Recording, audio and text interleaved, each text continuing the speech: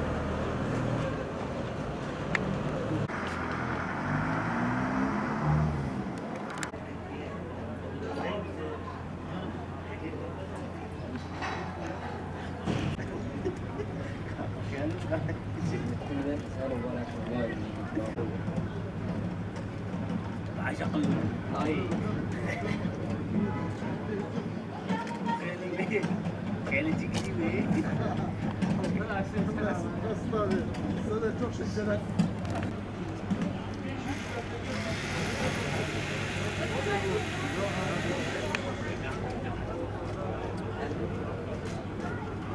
Bota aí, pô. Turun dibine şöyle.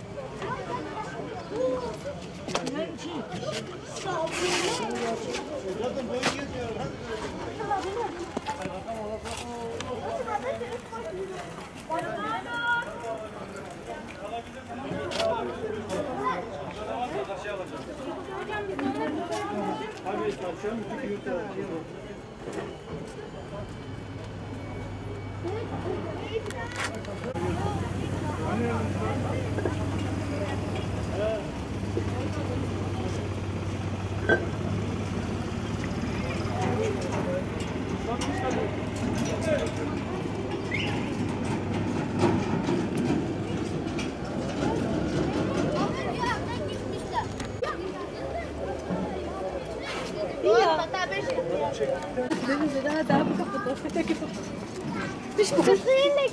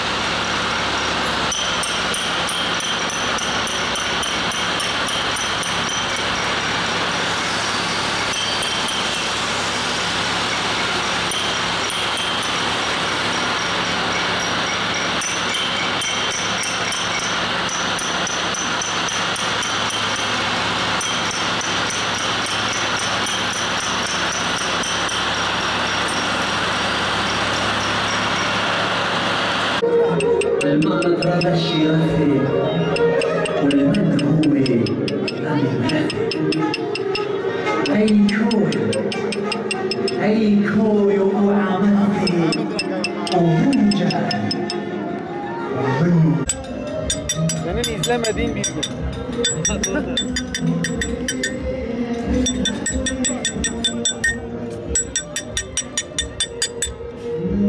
Bu taş güzel bak.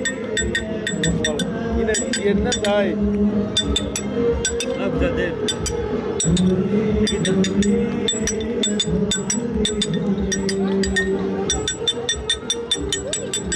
Kahveni doldurdum abi. Adım Zeyni Çetin. Hoş geldiniz abi. 18 yıldır bu işi yapıyorum. Kalker taşının özellikleri evlerde mesela 2-3 yıl sonra bizim taşın yüzünde hakiki katorium taşı. Üstünde kabuk gibi, jilet kalınlığında kabuk gibi bir şey oluşuyor. Ne sıcağı ne soğuğu geçirmiyor. Onun asıl özelliği odur. Isıl yalıttığım gibi bir şeydir o da. Ne zamandan beri bizim dede mesleği zaten. Dede mesleği. Sizin dışınızda mesela Eskiden elle yapılıyordu. Elle 18 yıldır da makineler falan aldık. Makinalara çevirdik. Yani makinalarla devam ettirmeye çalışıyoruz. Kalker taşının şeyi Hristiyanlardan gelme. Süryani ustalar vardı. Dedelerimiz, amcalarımız falan, babam. Onlarla çalıştılar. Yani onlar işi bıraktı, bizimkiler devam ettirdi. O zamandan beri devam ediyoruz biz. Hani 18 yıldır da makinelara çevirdik, makineler aldık. Daha seri üretmek için. Ev yapıyoruz. Camidir, kilisedir, konuk evleridir, mezardır, şelalelerdir. Yani elimizden geldiği kadarıyla ne gelirse yapmaya çalışıyoruz. Ocaklar, fazla ocak yok. Yalnız atölyeler 27 tane var yanlış değilsem. 27 atölye var. Hepsi de çalışıyor. Ocaklar azdı yalnız. Taş. toplamda ne kadar kişi bu işle meşgul oluyor? İstihdam olarak. Ya bir her atölyede en azından bir 10 aile ekmek yiyor. Midyat dışında şu an Slopi'de çalışıyoruz. Orada bir bina var. Yani nereden gelirse gönderiyoruz. Türkiye'nin her tarafına gönderiyoruz, hemen hemen her tarafına gönderiyoruz. Burada var, Midyat'ta var. Midyat'ta zaten gördüğünüz, yanlış değilsem, şey var. Bu binalar da yapılıyor artık. Isı yalıtımından dolayı millet taşı tercih ediyor. Ya özelliği 2-3 yıldan sonra örüldükten 2-3 yıl sonra yani kışın soğuğu geçirmiyor, yazın da sıcağı geçirmiyor. Yani o kalite şeyi var, faydası var. Şu an binalar da yapılıyor. Hem estetik açısından hem güzellik hem yalıtım yerine kullanılıyor. Hem daha güzel, daha şık, daha sağlam da oluyor. Yani daha güzel oluyor. Şu anda genelde binalar izolasyon yerine taş kaplanıyor. Hem güzellik açısından daha güzel görünüyor hem estetik açısından. Yani burada taşla uğraşıyoruz, çalışıyoruz, ekmeğimizi burada çıkarıyoruz. İşte bir sene burada çalışıyoruz. Yani işten memnunuz. Yani Allah'a çok şükür.